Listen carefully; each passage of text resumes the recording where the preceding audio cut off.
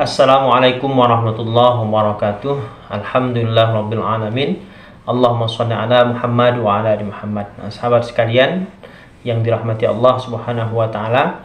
Pertama, marilah kita selalu bersyukur kepada Allah karena telah melimpahkan rahmat, nikmat dan karunia-Nya kepada kita semua. Semoga dengan itu semua semakin mendekatkan diri kita kepada Allah dan semakin menambah kadar keimanan dan ketakwaan kita kepadanya. Kedua, salawat dan salam semoga selalu tercurahkan kepada Nabi kita, Nabi Muhammad SAW, kepada keluarga, para sahabat, dan kepada siapapun yang menjadi pengikut setia beliau sampai pada hari kiamat nanti. Dan semoga kita semua dikumpulkan bersama Nabi dan memperoleh syafaat beliau di yaumil akhir nanti. Amin. Amin ya rabbal alamin. Nah, sahabat sekalian yang dirahmati Allah Subhanahu wa taala, di dalam Al-Qur'an surah Al-Lail Allah Subhanahu wa taala berfirman, A'udzu billahi minasy syaithanir rajim. Bismillahirrahmanirrahim. Inna 'alaina lal huda wa inna lana lal akhirata wal ula فأنذرتكم نارا تلظى لا يصلاها إلا الأشقى الذي كذب وتولى وسيجنبها الأتقى الذي يؤتي ماله يتزكى وما لأحد عنده من نعمة تجزى إلا ابتغاء وجه ربه الأعلى ولسوف يرضى. Nah, di dalam tafsir Ibnu Katsir dijelaskan, Inna alaina lal huda, sesungguhnya kewajiban kamilah memberi petunjuk. Nah, mengenai ayat ini Qatadah mengatakan, yakni kami jelaskan yang halal dan yang haram. Sedang yang lainnya mengungkapkan, barang siapa menempuh jalan petunjuk, niscaya dia akan sampai kepada Allah, dan menjadikannya seperti firman Allah Ta'ala, wa 'alallahi qasdus sabil, dan hak bagi Allah menerangkan jalan yang lurus. Quran surah An-Nahl ayat 9. Demikian yang diriwayatkan oleh Ibnu Jarir. Dan firman Allah Ta'ala, wa inna lana lal akhirata wal ula, dan sesungguhnya kepunyaan kamilah akhirat dan dunia. Maksudnya, segala sesuatu adalah milik kami dan kami yang mengendalikannya. Dan firman-Nya, fa'andzartukum naran talazza, maka kami memperingatkanmu dengan neraka yang menyala-nyala. Mujahid mengatakan, yakni berkobar-kobar. Imam Ahmad meriwayatkan, Muhammad bin Ja'far memberitahu kami, Syu'bah memberitahuku, Abu Ishaq memberitahuku, aku pernah mendengar An-Nu'man bin Bashir berkhutbah seraya berkata, aku pernah mendengar Rasulullah SAW bersabda, Inna ahwana ahlin nari azaban yawmal qiyamati rajulun tuda'u fi ahmasi qadamaihi jamratani yaghli minhuma dimaghuhu. Sesungguhnya penghuni neraka yang paling ringan siksanya adalah orang yang pada kedua telapak kakinya diletakkan dua bara api yang keduanya membuat otaknya mendidih. Hadis riwayat Al-Bukhari. Nah, sahabat sekalian yang dirahmati Allah Subhanahu wa taala, ya, di dalam hadis ini Rasulullah SAW menginformasikan bahwa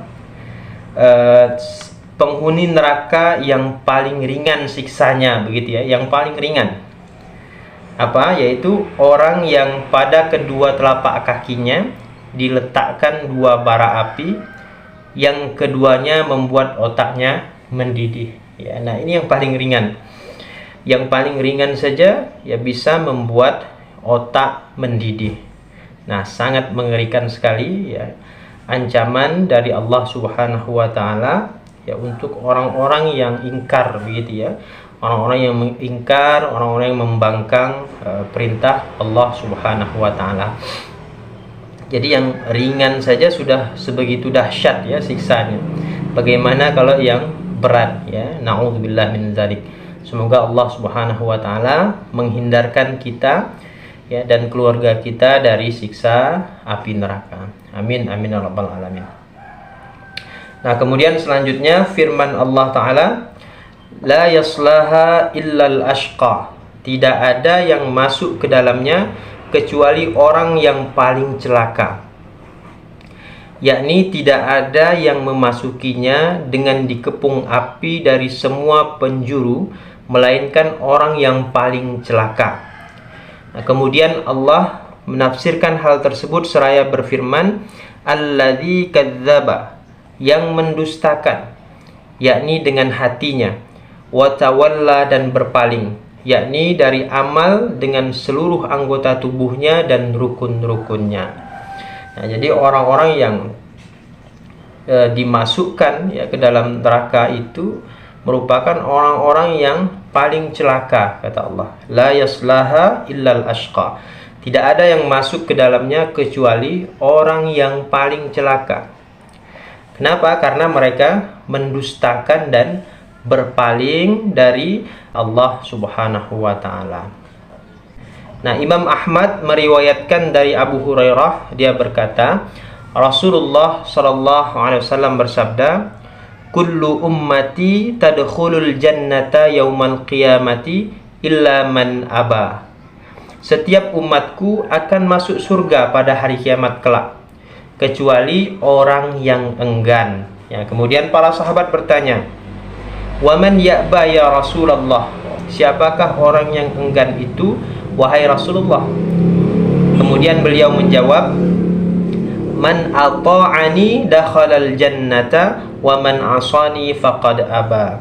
Barang siapa mentaatiku maka dia akan masuk surga, dan barang siapa bermaksiat kepadaku berarti dia telah enggan. Hadis riwayat Al-Bukhari. Nah, di hadis ini Rasulullah SAW memberikan informasi bahwa setiap umat Nabi Muhammad SAW itu semuanya masuk surga.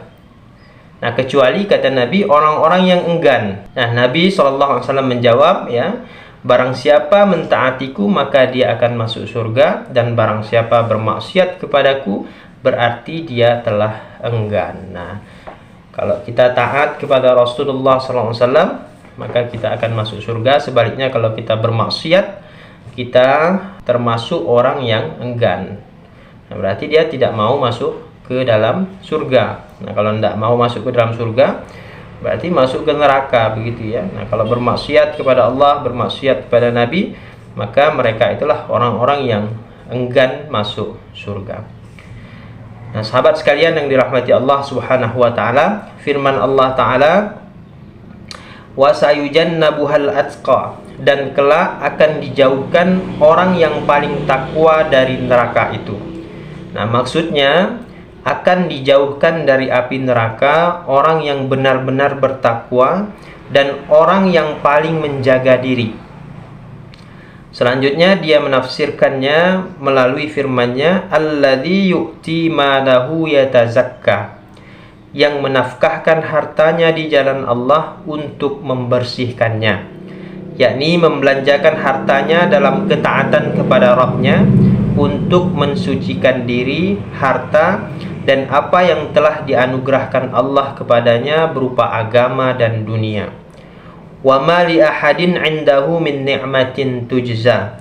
Padahal tidak ada seorang pun memberikan suatu nikmat kepadanya yang harus dibalasnya. Maksudnya, dia tidak mengeluarkan hartanya itu untuk balasan bagi orang yang telah berbuat baik kepadanya. Dia berikan harta itu kepadanya sebagai imbalan atasnya. Tetapi dia berikan harta itu illa batigha'a wajhi rabbihil a'la, karena mencari keridhaan Rabb-Nya yang maha tinggi, yakni karena keinginan keras untuk bisa melihatnya di akhirat kelak di taman-taman surga. Nah, jadi Allah Subhanahu wa taala menjelaskan bahwa orang-orang yang kelak ya akan dijauhkan dari api neraka itu adalah orang-orang yang paling takwa, ya. Artinya orang-orang yang mereka benar-benar bertakwa dan benar-benar menjaga diri mereka dari melakukan hal-hal yang boleh jadi mendatangkan kemurkaan Allah Subhanahu wa taala. Jadi orang yang dijauhkan api neraka itu adalah orang-orang yang bertakwa. Nah, siapa orang yang bertakwa itu? Di ayat ini juga, ayat selanjutnya dijelaskan, alladzi yu'ti malahu yatazakka. Nah, mereka yang menafkahkan hartanya di jalan Allah Subhanahu wa taala untuk membersihkannya. Jadi orang-orang dermawan, ya, orang-orang yang bertakwa itu adalah orang-orang yang dermawan. Mereka tidak bakhil terhadap hartanya. Nah, mereka menafkahkan hartanya di jalan Allah Subhanahu wa taala semata-mata illa btigha'a wajhi rabbihil a'la. Ya, karena ingin mencari keridhaan Allah Subhanahu wa taala yang maha tinggi. Nah, oleh sebab itulah mereka dianugerahkan oleh Allah Subhanahu wa taala surga, ya, surga. Bahkan di dalam ayat Quran, ya, dijelaskan surga itu seluas langit dan bumi, ya. Wa jannatin arduhas samawati wal ard. Ya, surga yang luasnya seluas langit dan bumi yang disediakan untuk siapa? Uiddat lil muttaqin, ya, yang disediakan untuk orang-orang yang bertakwa. Nah, salah satu orang yang bertakwa itu adalah mereka yang dermawan, ya, yang gemar berinfak atau menginfakkan hartanya di jalan Allah Subhanahu wa taala. Nah, sahabat sekalian yang dirahmati Allah Subhanahu wa taala, kemudian Allah berfirman, wala saufa yarda, dan kelak dia benar-benar mendapat kepuasan. Maksudnya pasti Allah akan meridhai orang yang mensifati diri dengan sifat-sifat tersebut. Nah, jadi orang-orang yang bertakwa tadi, ya, mereka dijauhkan dari api neraka dan dimasukkan oleh Allah Subhanahu wa taala ke dalam surganya. Ya, mereka akan mendapatkan kepuasan, ya, benar-benar mendapatkan kepuasan. Nah, sebagai satu balasan, ya, ketika mereka di dunia, ya, gemar beramal saleh dan mereka termasuk ke dalam kelompok orang-orang yang bertakwa. Di antara cirinya disebutkan di ayat tadi, alladzi yu'ti malahu yatazakka. Nah, orang bertakwa itu mereka gemar berinfak, ya, menginfakkan hartanya di jalan Allah Subhanahu wa taala untuk membersihkannya.